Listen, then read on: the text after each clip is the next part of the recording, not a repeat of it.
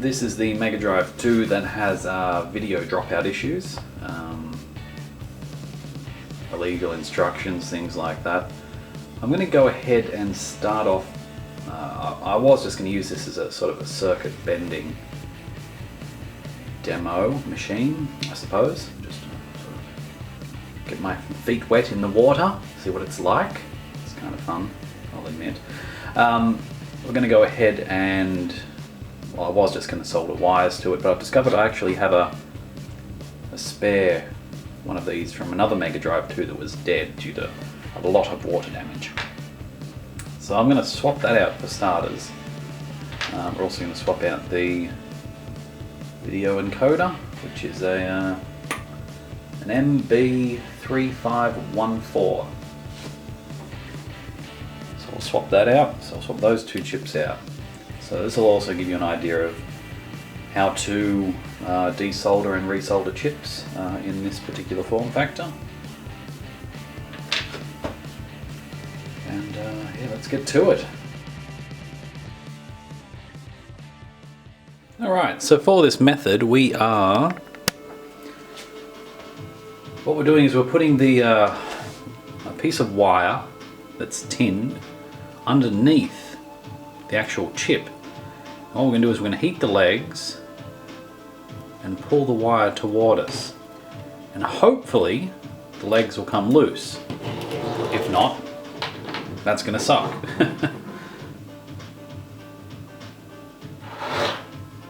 But we'll have a look now, see what happens. Come to think of it, I might need a third hand, which I don't have.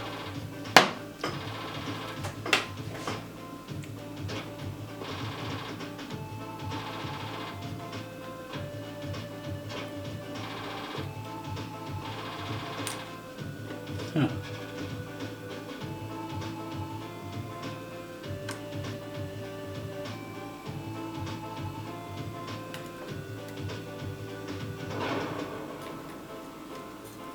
Is it working?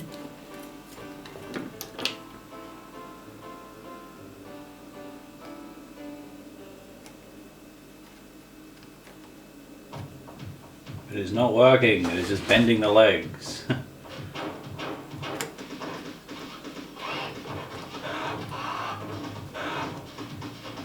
I'm just going to use a heat gun. Soldering irons are for girls.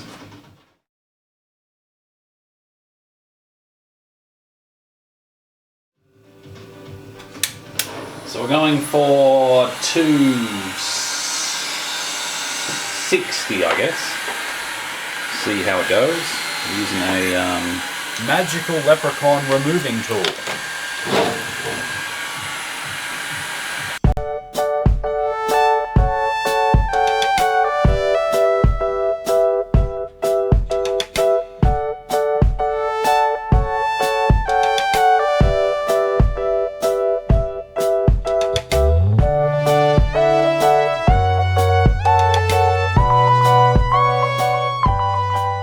Now just go along and tidy up all the solder blobs.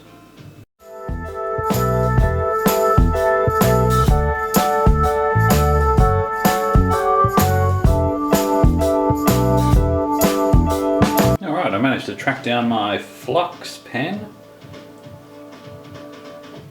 Maybe I should give the paste a go. Oh no, I've got the pen out. So all you do is... Whoops, that is way... I guess there's no such thing as too much flux. It's all over the board now. Get your chip, make sure it is facing with the notch toward pin 1, which is toward the cartridge slot in this case. Just line up your chip as best you can, centered and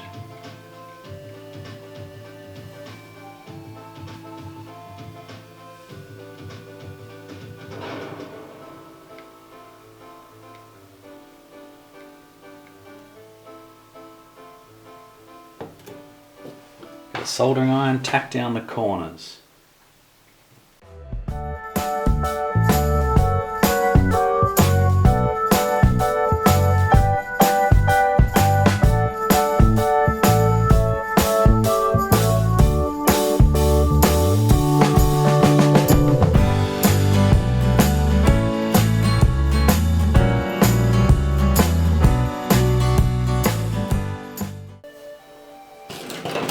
packed in. We need to simply add more flux and just run along it. And that should make a pretty solid connection. Then we can give it a test. So by coincidence, I've actually soldered pin 20 and pin 40, which are ground and voltage in.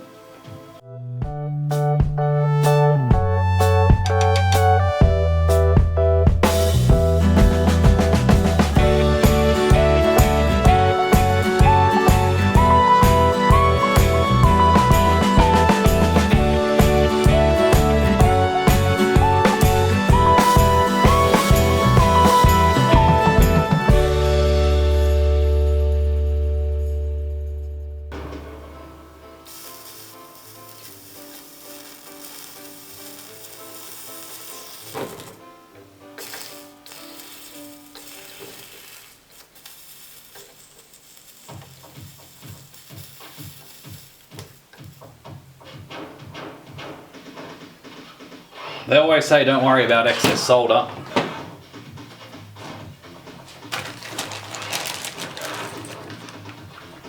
Hopefully they're right. Get out some desolder braid. This is probably the worst tip to be using for this sort of thing. I should be using a either a chisel tip or even a hoof shaped one. Probably should get some ventilation happening too.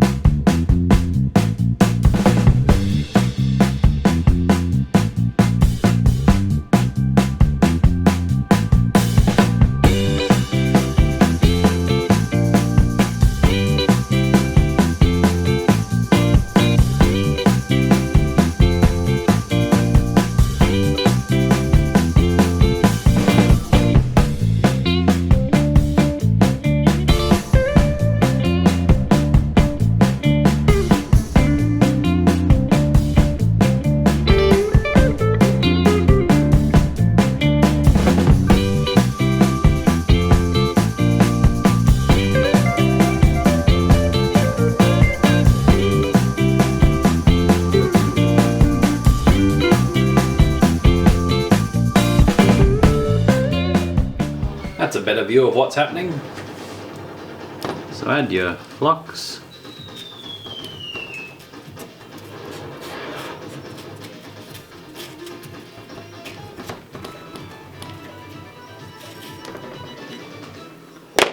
Once the flux is added, grab your soldering iron, which is now pretty dirty, give it a clean. Wait a moment or two. Try it this way this time.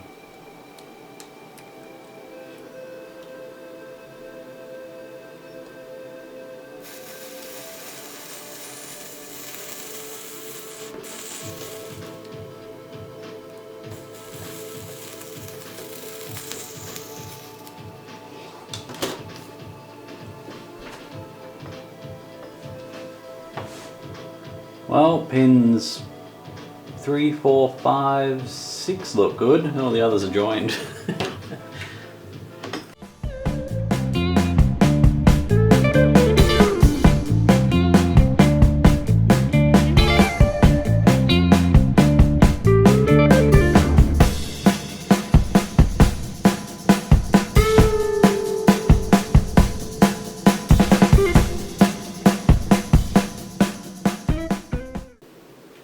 Actually, looking at that, it doesn't look like they're joined at all.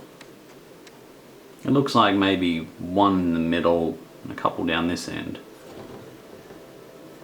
The rest don't look to actually be joined. You know what, I'm just going to go ahead and keep at it. You can keep watching. Great background music. Can you guess the tune?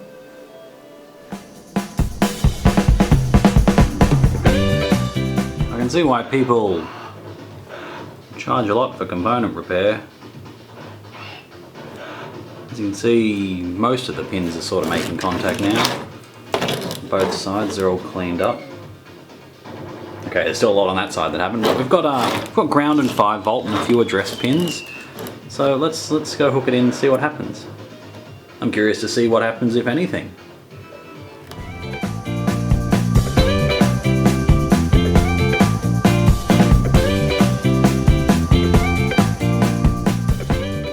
give Sonic a try. Signal. White screen.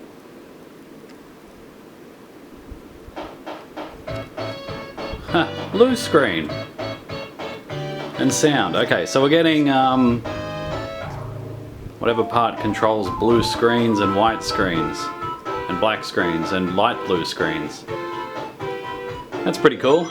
So yeah, there's obviously a lot of lines that aren't connected. Technology, I love it.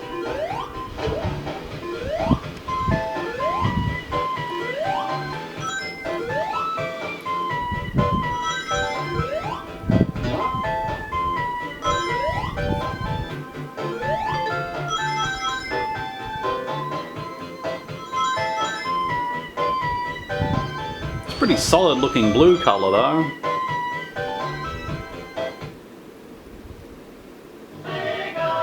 Use your imagination, kids. Well,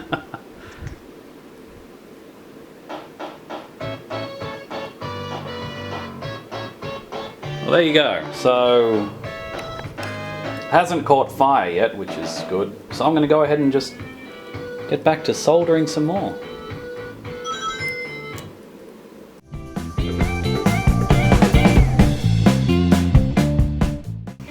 Okay, I think we're about done. Let's give this a go.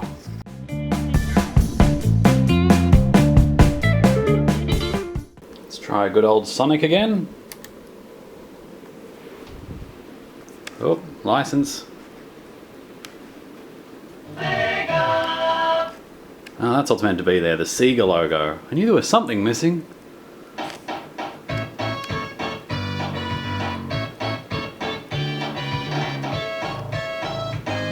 Certainly looks like success to me. Make sure there's no weird glitching going on. We're looking pretty good.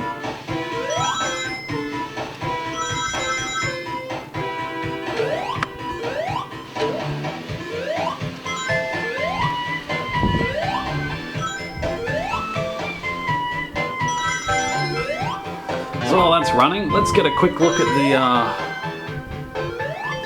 actual solder job itself.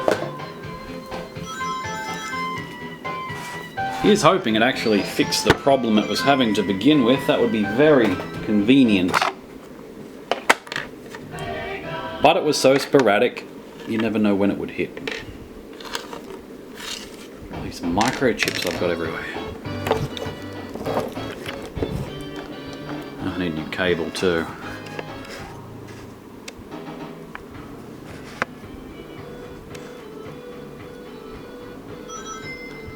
So because the legs curve underneath, it really liked being dragged. I do see why drag soldering is a term that's stuck in my head for some time now, since late last year when I was doing something. Who can remember? But as you can see there, the solder needs to go on the legs and join to the board, which it has done. Now we've got a Hitachi chip in there instead of an Oki.